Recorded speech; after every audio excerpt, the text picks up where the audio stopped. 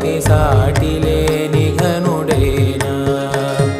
నీరజాక్షి అలిగే వేళ నుడి విల్లు ముడి వంచగలడా సడే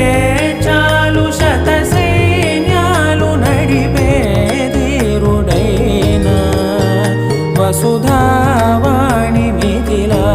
వేణి మది వెనుక పలుకు పలుకులెరుగగా